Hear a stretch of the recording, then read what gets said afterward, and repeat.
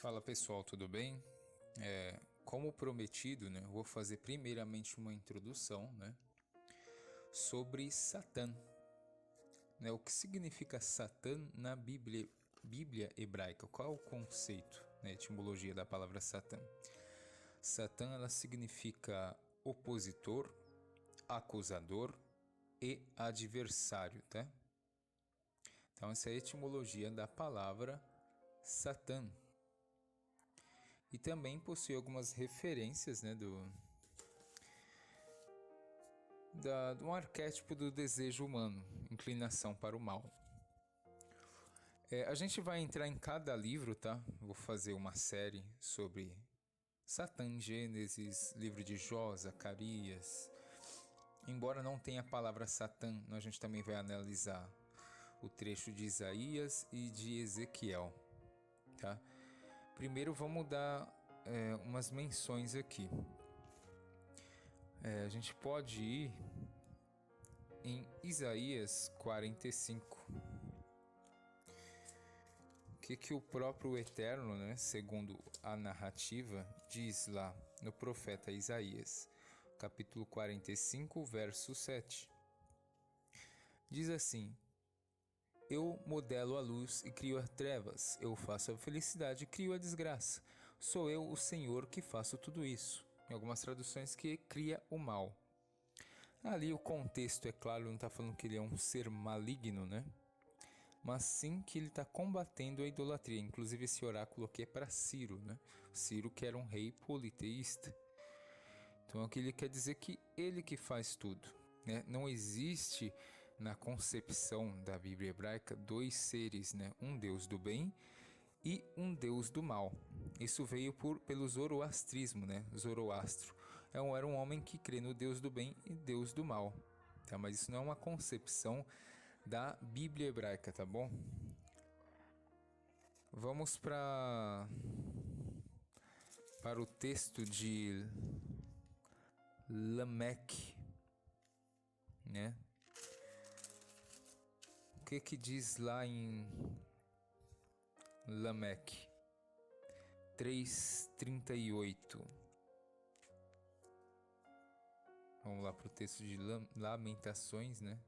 Lameque não, Lamentações. Desculpa, pessoal. Lamentações 3:38. Vamos procurar aqui. Depois de Jeremias. Vamos lá, Lamentações. Desculpa a demora. Capítulo 3, verso 38 diz o quê? Acaso não procede do Altíssimo tanto o mal como o bem? Isso aqui é uma lamentação, né? Convidado para o povo reconhecer o seu pecado. Segundo a concepção do autor, tudo vem de um ser só. Só existe um poder. Na concepção dele, tudo vem através do Eterno. Também Deuteronômio 28 fala a mesma coisa. A gente vê também o exemplo de Êxodo 9, né, 12, que em algumas traduções está endurecer, né, mas é fortalecer.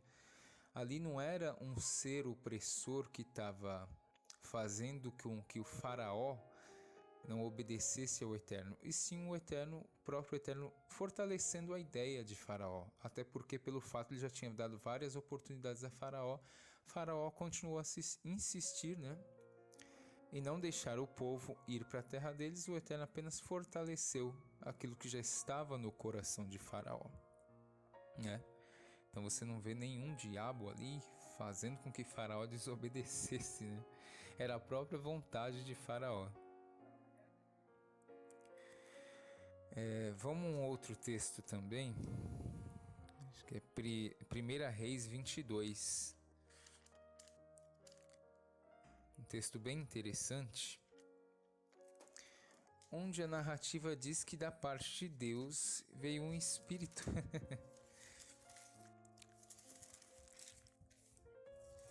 Vamos ler primeiro. 1 Reis 22, verso 23.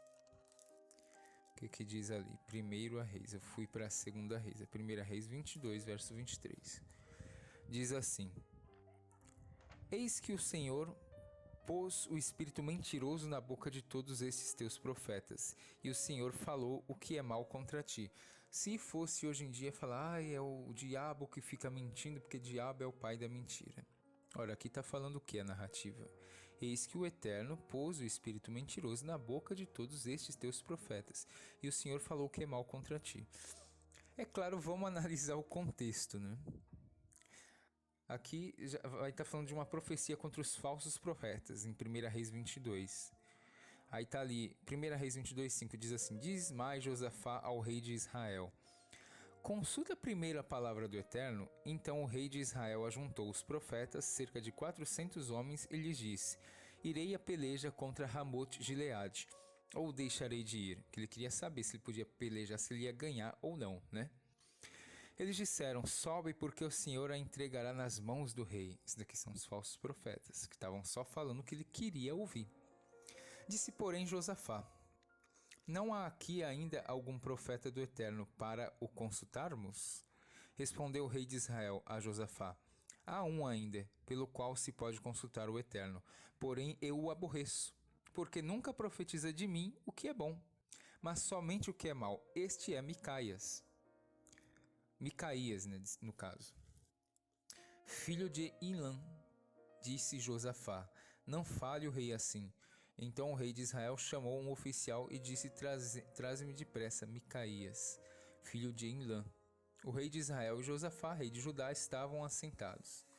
Ou seja, ele estava procurando profetas que falassem que ele ia ganhar. Só que ele conhecia um profeta que sabia que era da parte do Eterno, só que ele falava a verdade.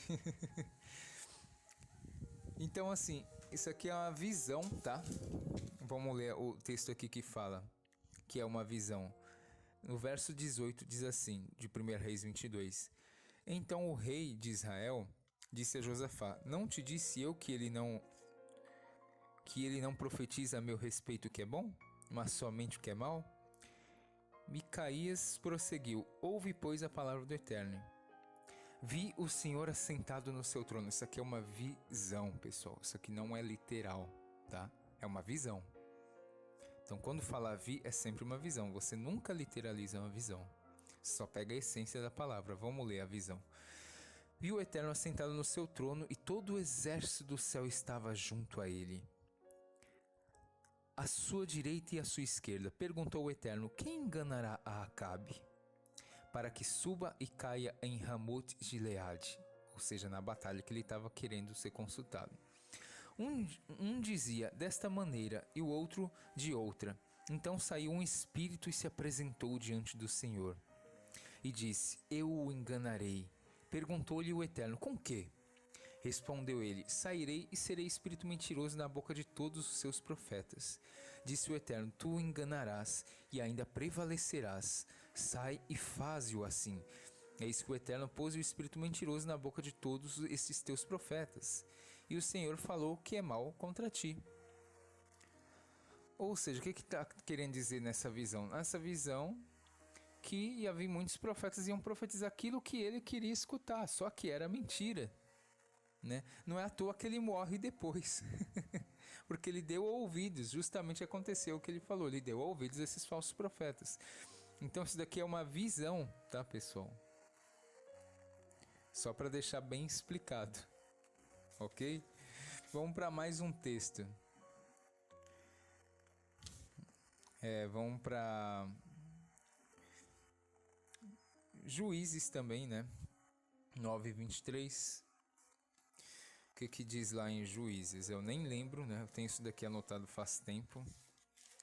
Nem lembro o que está escrito. Juízes 9, verso 23. Diz assim: Suscitou Deus um espírito de aversão entre Abimeleque e os cidadãos de Siquém, e esses se houveram aleivosamente contra Abimeleque. Ou seja, esse espírito, né, veio da parte do próprio Eterno.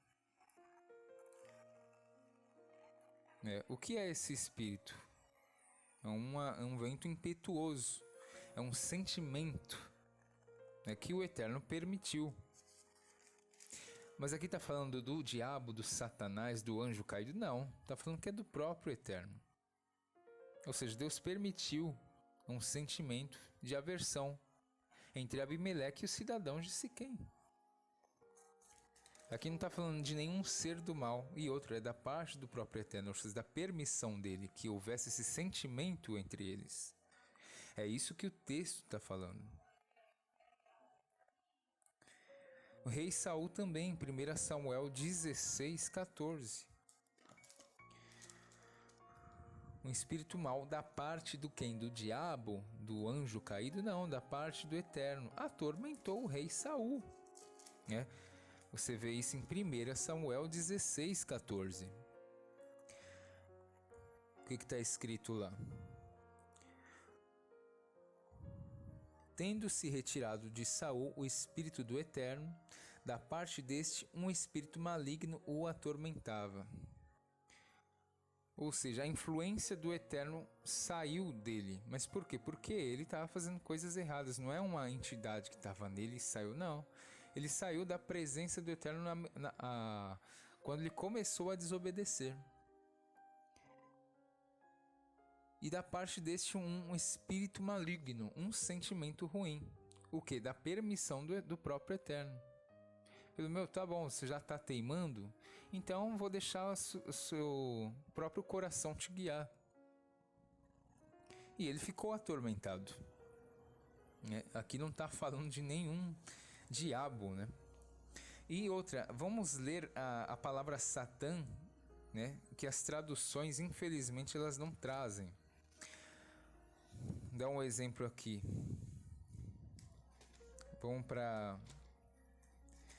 Vamos voltar para 1 Reis 11. Deixa eu ver se eu anotei certo, tá, pessoal?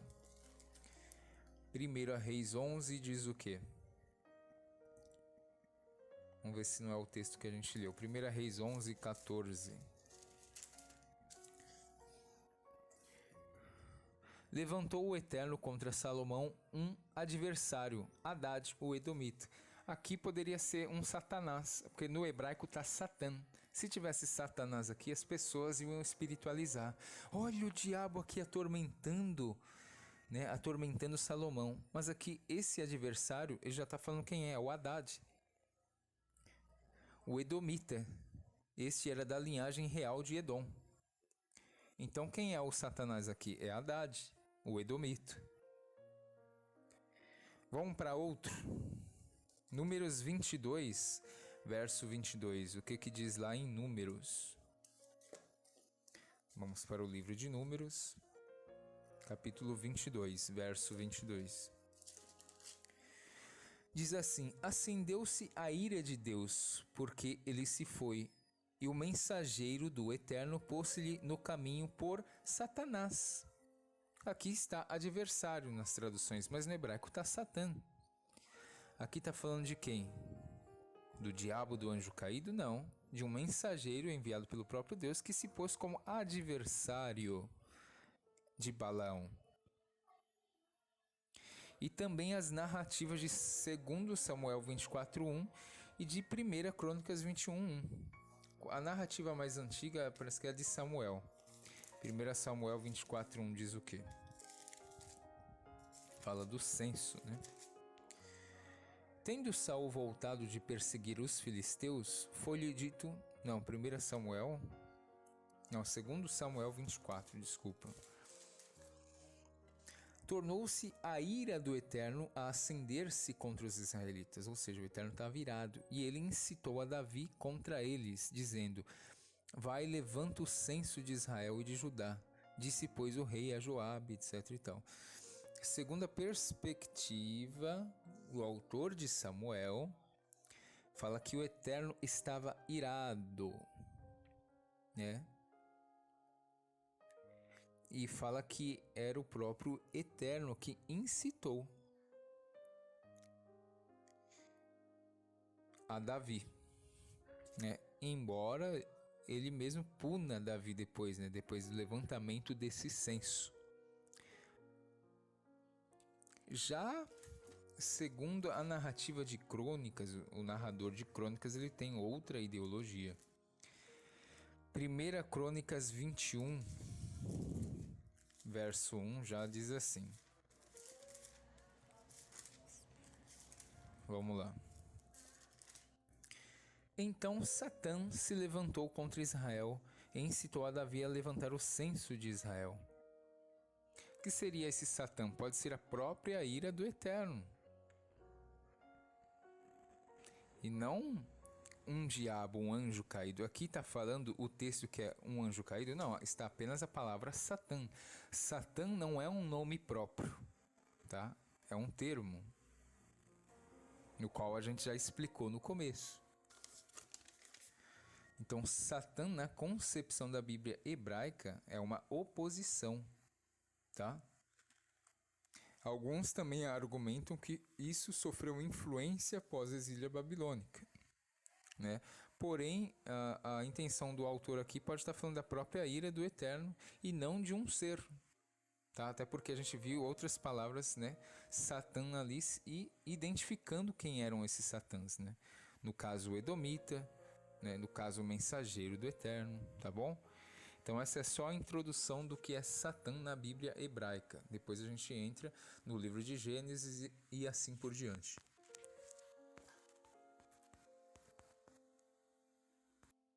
Fala pessoal, tudo bem com todos, né? Vamos voltar aqui à série, né, sobre Satã.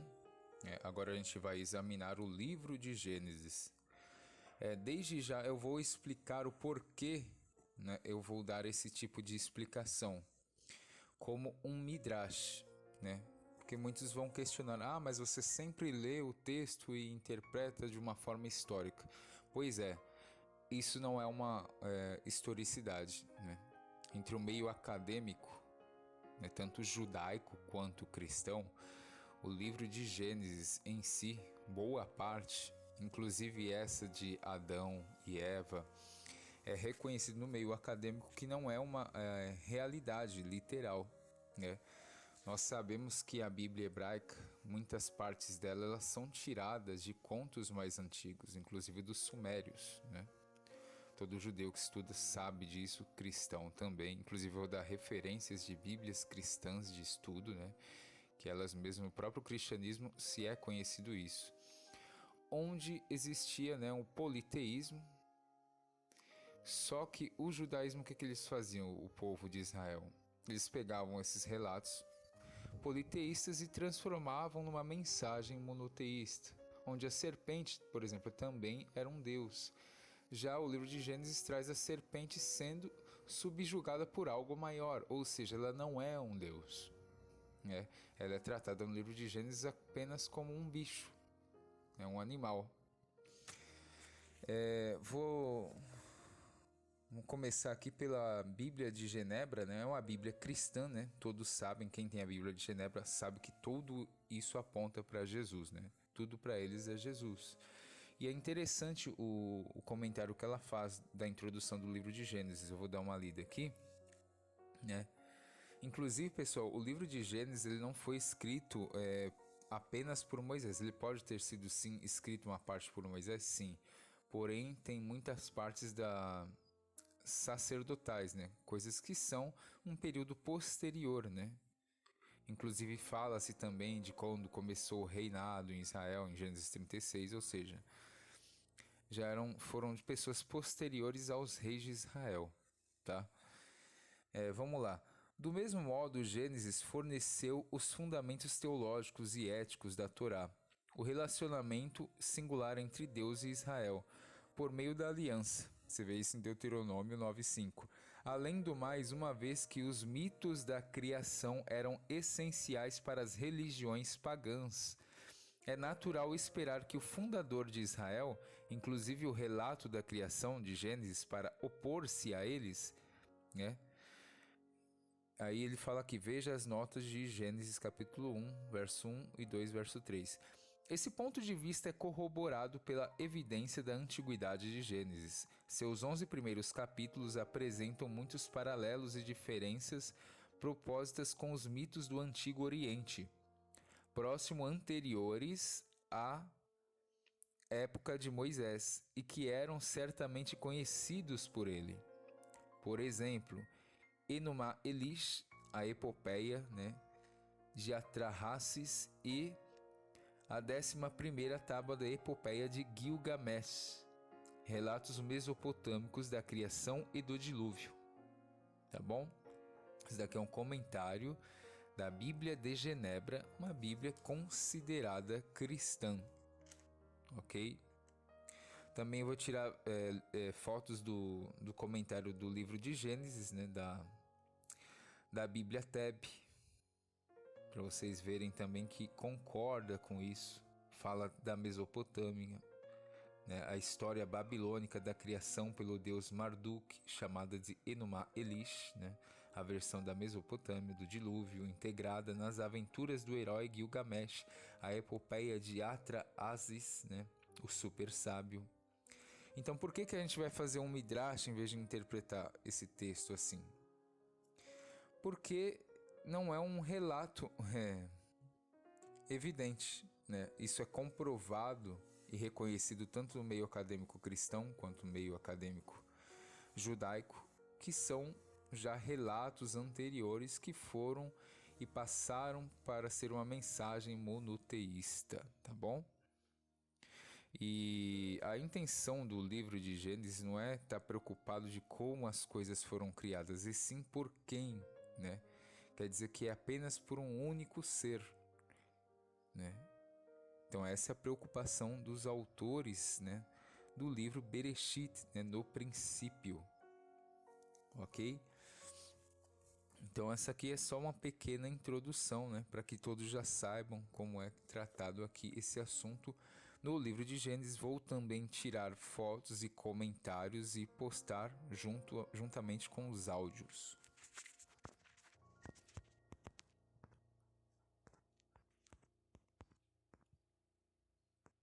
Bom, saindo da introdução, vamos para a leitura desse versículo. Vou ler e vou dar a interpretação popular. Porém, hostilidade, né, entre ti e a mulher. Aqui ele está falando para a serpente. Vamos ver do verso 14. Então o eterno Deus disse à serpente: Por que fizeste isso? És maldita entre todos os animais domésticos e todas as feras selvagens. Caminharás sobre teu ventre e comerás poeira todos os dias de tua vida. Porém hostilidade entre ti e a mulher, entre tua linhagem e a linhagem dela. Ela te esmagará a cabeça e tu lhe ferirás o calcanhar. Qual é a interpretação popular sobre isso? Interpretação popular que essa linhagem é Jesus, né, ou o Cristo, e esse outro é o diabo, né, o Satanás, onde Cristo é ferido pelo calcanhar em sua crucificação, e depois o diabo é vencido por ele, né, quando pisa-se na cabeça dele. Alguns interpretam isso como já ocorrido, né, na época de Jesus, o cumprimento, e outros atribuem ao futuro. Bom, vamos lá. Aqui está falando de linhagem, de descendência. Aqui não está falando apenas de uma pessoa, né? E o texto ele não implica em vitória de nenhum, pessoal, né? Aqui está falando do golpe, ambas as formas verbais elas derivam da mesma raiz e detêm, portanto, o mesmo sentido nesse caso. Ferir, né? Não há aqui nenhum tipo de fatalidade prevista, né? O ferimento causado em ambos os casos não implica em morte, né? E, portanto, a interpretação de alguns, né, ela sai fora do texto. E aqui a linhagem, descendência, não está falando apenas de duas pessoas, tem muita coisa envolvida. A serpente, pessoal, ela não é uma representação de algum anjo caído, né, de algum diabo. Pode ser sim um Satã, claro, porque é um adversário. Mas o que é esse adversário? Até porque também o texto de Gênesis 3, a serpente era o mais astuto entre os animais que o Criador tinha feito. Logo, a serpente ela não se tornou astuta, né? Antes ela foi assim criada pelo próprio Criador, né? Ok? O que é a serpente? A serpente é um arquétipo, né, do desejo humano. Metaforicamente, quando repreendida pelo Criador, a mesma foi condenada a rastejar por todos os dias de sua vida. Você vê isso em Gênesis 3,14. O rastejar significa estar sob submissão, como vemos em Gênesis 3,16, quando o Criador diz em relação à mulher, que aqui representa o aspecto emocional do ser humano. E o teu desejo será para o teu marido, e ele te dominará. né? Curiosamente, a gente tem o termo usado para serpente no Targum onkelos, né? É tibia, né? Eu não sei falar hebraico, depois qualquer quem souber hebraico me corrija. Que soa da mesma forma muito similar a Chava ou Eva, né? Ou Rava, não sei. Em Gênesis 4:7, vemos praticamente o mesmo cenário onde o Criador diz a Caim: porventura, se procederes bem, não se há de levantar o teu semblante? E se não procederes bem, o pecado jaz à porta, e sobre ti será o seu desejo, mas sobre ele tu deves dominar. Ora, pela frase, e se não procederes bem, o pecado jaz à porta, entendemos que a figura da serpente está aqui novamente representada, deitada junto à porta à espreita de quem possa fazer sua vítima. Porém, conclui o verso: sobre ti o teu desejo de pecar, mas você deve ter domínio sobre ele. A conclusão natural a que chegamos é que só é realmente atacado pela serpente e picado por ela quem se deixa dominar por seus próprios desejos. Aquele que submete-se a ele, em vez de sobre ele dominar. Retomando agora o texto de Gênesis 3,15, podemos entender melhor a frase: ele te ferirá a cabeça e tu lhe ferirás o calcanhar. A semente da mulher seria ferida no seu calcanhar, por vacilar e cair em transgressão. Porém, finalmente ela venceria a semente da serpente, ferindo-a na cabeça, ou seja, não aniquilando-a. Aqui não está falando de aniquilar ninguém, mas submetendo-a, tendo-a sob seu controle. Ok, pessoal? Eu vou também citar uma fonte aqui do Midrash Ne'elan. Normalmente, uma serpente só pode ferir um homem por meio de seu calcanhar, como a alusão a Yetzer Hará, a inclinação para o mal. A serpente só pode atacar o homem quando este calca aos pés os mandamentos do Eterno. A inclinação para o mal só pode referir o homem quando este decide esquecer e pisar a instrução divina. Tá bom? Ainda outra citação aqui do Targum Yonatan, como a interpretação dos caras, tá? Inimizade eu colocarei entre ti e entre ela, entre a semente do teu filho e a semente de seu filho. E será que quando os filhos da mulher observarem os mandamentos da Torá, eles terão correta intenção e ferirão tua cabeça. Porém, se abandonarem os mandamentos da Torá, tu terás a correta intenção e os ferirá em seus calcanhares. Para eles, porém, haverá um remédio, né? Mas para tu não haverá remédio. Ok? Esse aqui é o Targum Yonatan. Como eles são bem religiosos, eles vão falar aqui no fim dos dias do rei Messias, tá? Esse daí é um ponto de vista deles. Ok? Aqui outra citação do Targum Yonatan. Uma glossa encontrada em Ibn Ezra, em Luco. Literalmente no calcanhar dos dias, ou seja, no fim dos dias. Quem é ou então quem são os filhos da mulher ou a semente da mulher? Num primeiro momento poderíamos dizer que todos os humanos constituem a semente da mulher, dado ao fato que Eva é chamada mãe de todos os seres viventes, em Gênesis 3:20.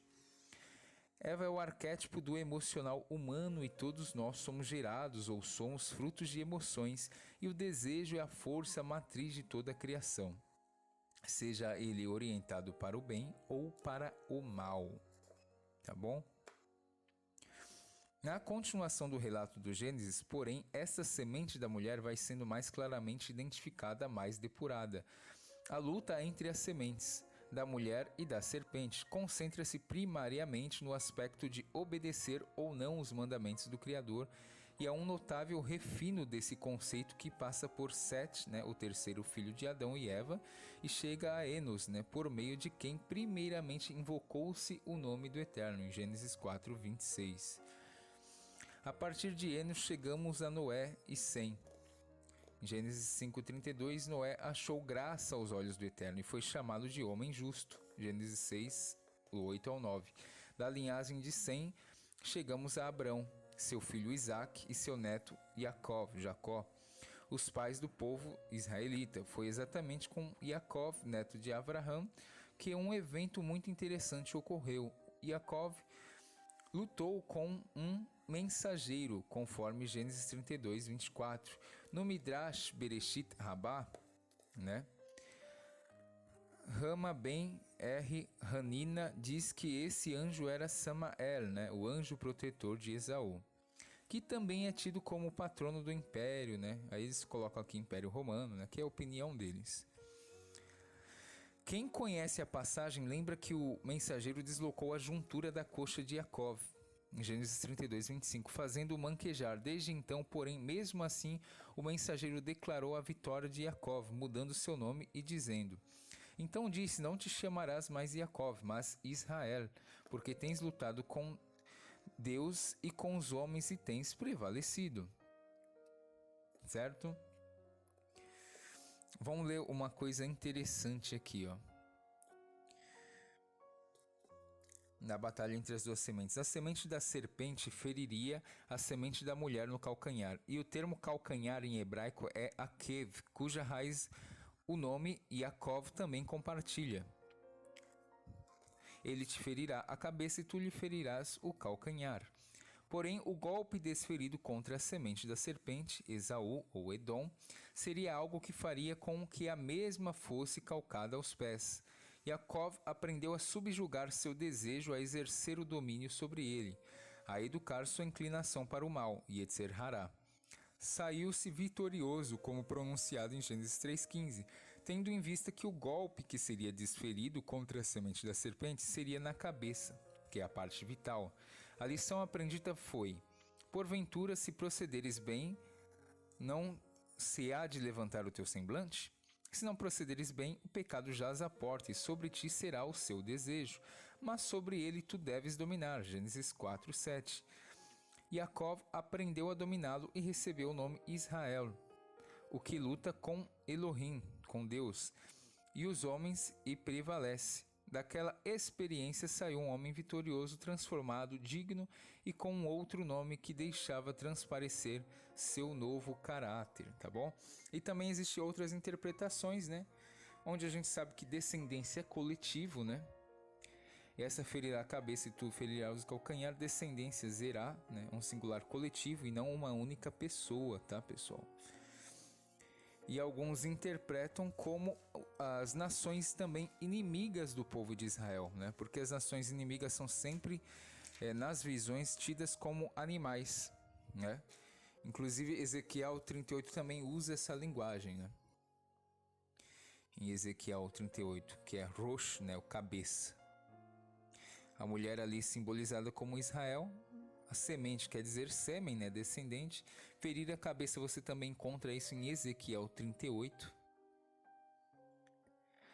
Então também pode ser uma interpretação dos povos inimigos contra Israel, né? Onde os povos inimigos sempre tentavam levá-los à idolatria, né? E sempre se irritavam, né? com as suas instruções. E eles venceriam também esses povos. A gente vê isso também na guerra do século II antes da Era Comum, né? Então é isso, pessoal. Isso daí é o Midrash da interpretação de Gênesis 3, onde nós fizemos isso por quê? Porque realmente não é uma coisa literal, né? Isso meio acadêmico que reconhece.